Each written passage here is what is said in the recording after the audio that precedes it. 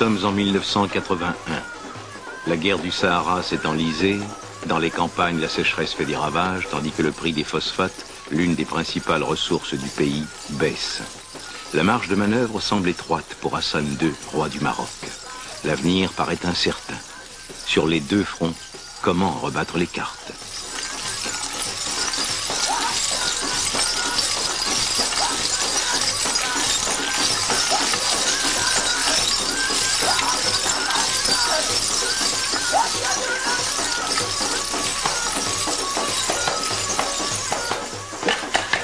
كنشاركوا معكم في هذا الشيء وفرحانين بصاحب الجلاله حسن الثاني نصره الله.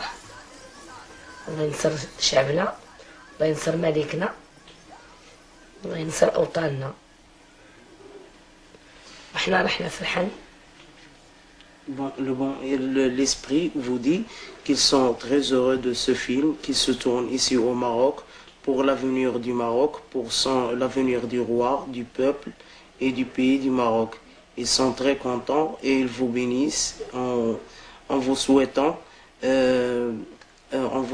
la bonne chance. كملي. احنا بخير وعلى خير، خير ما كنا بكري. دابا احنا فرحانين بالشعب ديالنا اللي تصوب وبالدولة ديالنا. الله ينصر الصحراء، الله ينصر الملك. Il vous dit qu'ils sont maintenant, ils sont très heureux et que vous voyez le Maroc déjà il est bien qu'hier. Aujourd'hui, il est bien qu'hier. Il est mieux qu'hier. Il est mieux qu'hier. Et qu'il dit vive le Maroc, vive son roi, vive le libéreur du Sahara et du peuple marocain. Qu'est-ce qui va se passer pour le Sahara? قال لك اش غادي يوقع في الصحراء، يعني واش غادي يبقى داكشي الازمه مستمره او غتقطع. يتحرر كل شيء. Il vous dit que dans le Sahara il n'y aura plus de problème.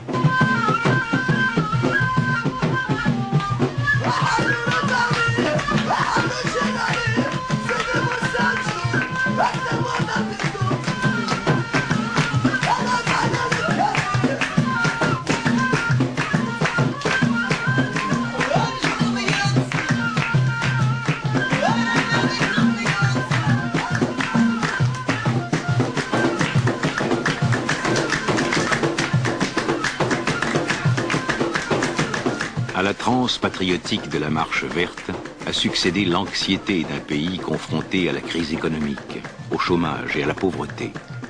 La reconquête du Sahara a apporté de la fierté. On en espérait aussi du pain et du sucre.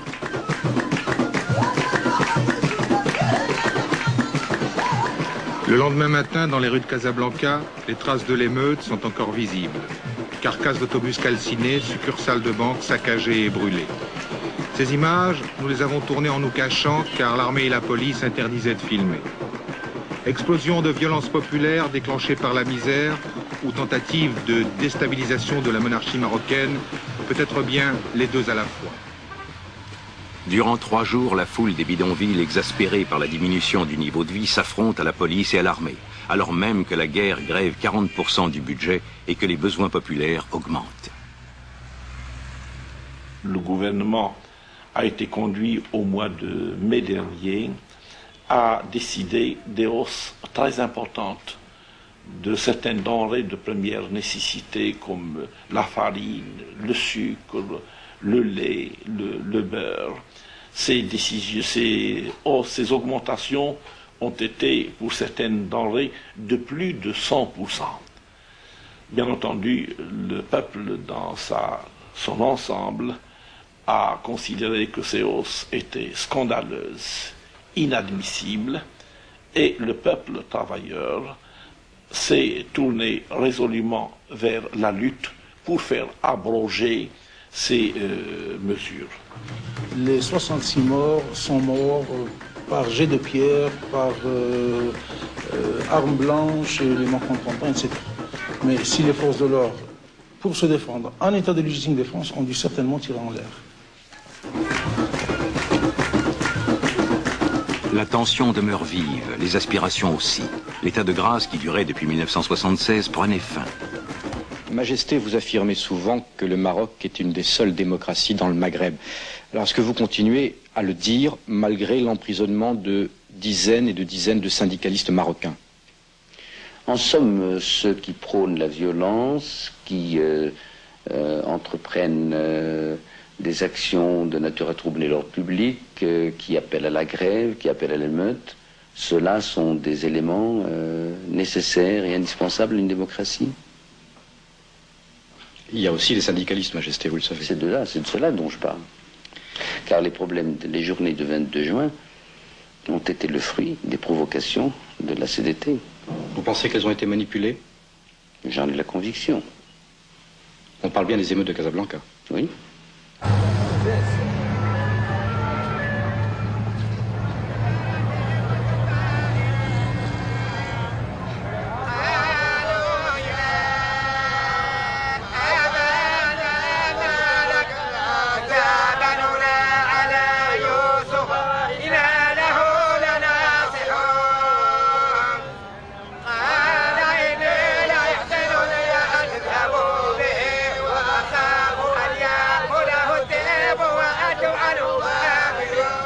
La tempête s'est apaisée.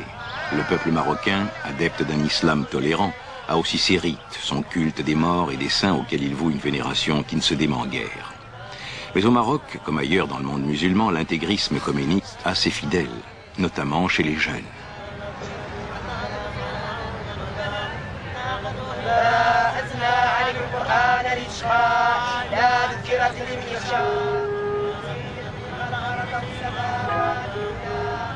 La stagnation économique est propice aux conversions de ceux qui, épris de justice sociale, critiquent le pouvoir au nom de l'islam dont il est censé être le dépositaire et le garant. Chaque pays a les fondements et se fait les fondements sur lesquels il veut que sa société soit bâtie. Par exemple, pour le Maroc, j'ai toujours ma constitution à côté de moi, il est dit dans le préambule que le Maroc est une monarchie constitutionnelle, que sa langue officielle est l'arabe et que sa religion est l'islam. Cette constitution fait en plus du roi Amir el-Mouminin le garant des frontières et de l'intégrité territoriale du pays. Et elle en fait aussi le gardien vigilant de la sunna et de la religion. Donc, pour moi, à partir du moment où l'on transgresse les fondements sur lesquels tout un peuple, par consensus national, a voulu bâtir sa société pour aujourd'hui et pour demain, il y a là délit politique. Si on me dit un jour que le Maroc n'est pas un pays musulman, il y a un délit politique. Je le dis. Si on dit que la langue officielle du Maroc n'est pas l'arabe, il y a délit politique parce qu'il y a atteinte au fondement. Moi, je dis qu'il y a un délit politique. Quand on dit que le Sahara ne fait pas partie intégrante du pays, du Maroc, je dis à ce moment-là que ce sont des gauletters, des traîtres à leur pays, que c'est un délit politique. Quand on dit que la monarchie marocaine n'est pas une monarchie constitutionnelle ou que le pouvoir est totalitaire, je dis que c'est un délit politique. Qu'on dise que la personnalité du roi est, disons, un petit peu autoritaire, ça c'est une opinion. Que l'on dise de moi que je tiens peut-être la barre des affaires d'une façon un peu ferme ou trop ferme, ça, pour moi, ce n'est pas un délit, c'est une description. Le principal, c'est que la description se fasse en termes courtois et respectueux, comme on le fait entre gens bien élevés. Sorti de tout cela, tout le reste, c'est des délits de droit commun. Mais dans ma nomenclature, et dans la nomenclature de tous les Marocains qui ont accepté les fondements de notre Constitution, tout ce qui touche à la religion de l'État, à la langue officielle de l'État, à l'intégrité territoriale de l'État, est pour moi un délit politique. Ça, qu'Amnesty International l'accepte ou ne l'accepte pas, ça m'est complètement égal. Je ne suis pas responsable d'Amnesty International, je suis responsable du Maroc.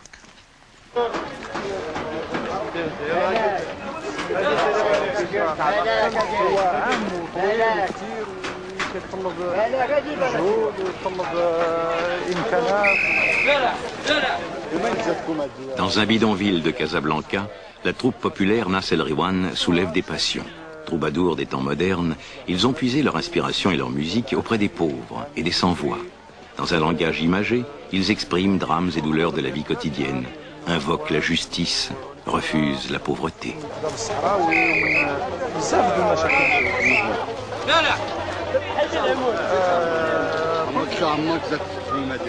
وكنت كنخمم باش نتعرف ولكن ما تعرفت الا بس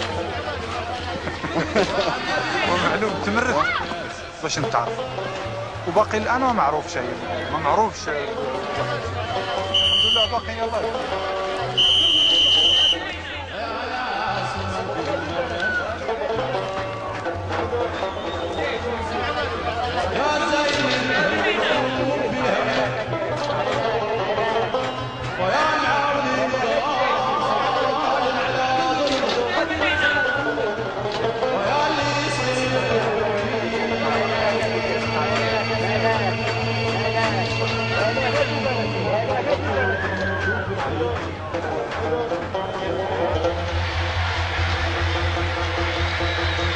ربي معين وياس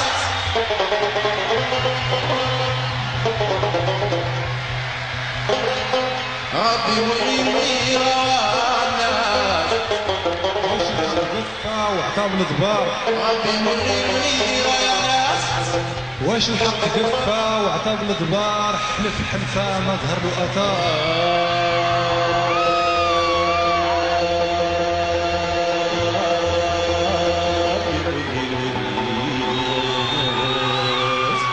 واش الحق قفا وعطاو الضبار حلف حلفه ما ظهر له اثار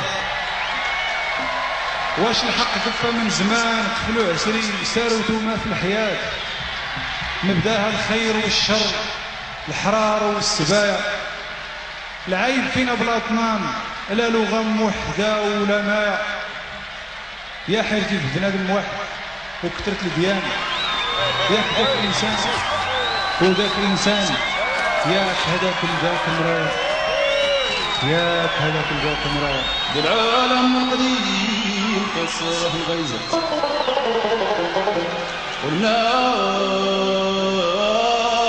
والناس زلزت بالدنيا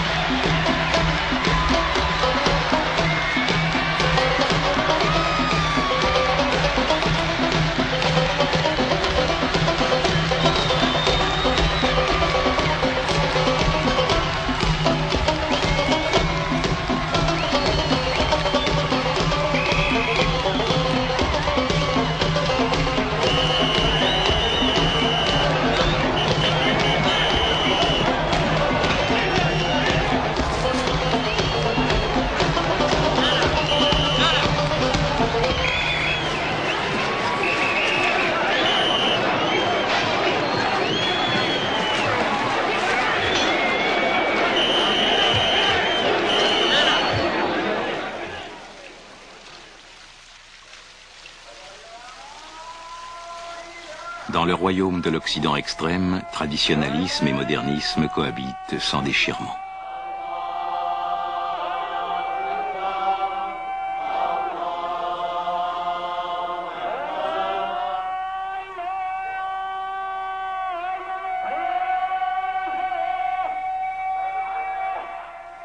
La gauche marocaine s'est alliée au roi pour garder le Sahara.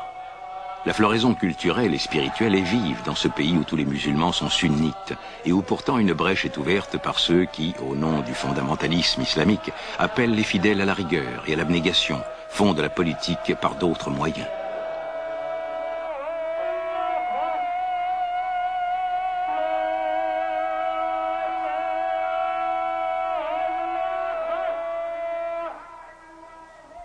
Un pays musulman, s'il veut le rester, s'il veut être orthodoxe, se doit, le jour du vendredi, de dire le prêche au nom de quelqu'un qui conduit la communauté musulmane qui vit dans les frontières de ce pays. Bon, Le nôtre, naturellement, a des traditions séculaires. La religion y a toujours joué un rôle très important, que ce soit depuis les Idrissides jusqu'aux Alaouiennes. Et il s'est trouvé que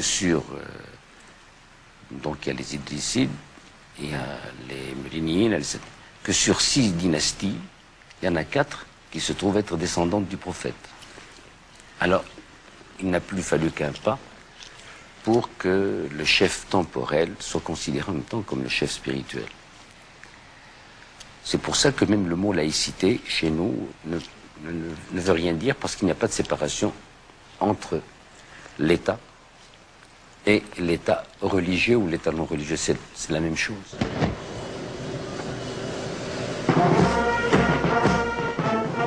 Parmi les pays africains parcourus par Jean-Paul II, le Maroc sera le seul pays arabe qu'il visitera.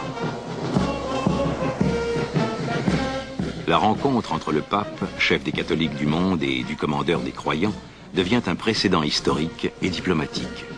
Gardien des traditions, leur face-à-face conférera à Hassan II une place inédite, celle d'un prince de l'islam tolérant et ouvert au dialogue.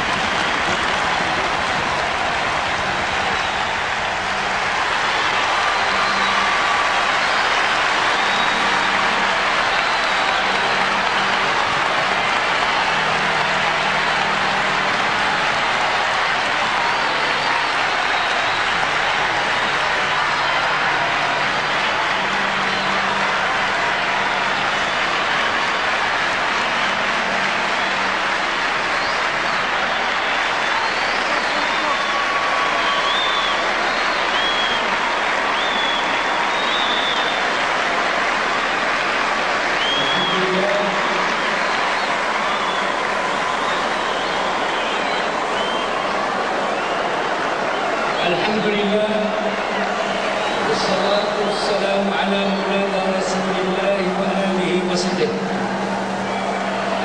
شعبي العزيز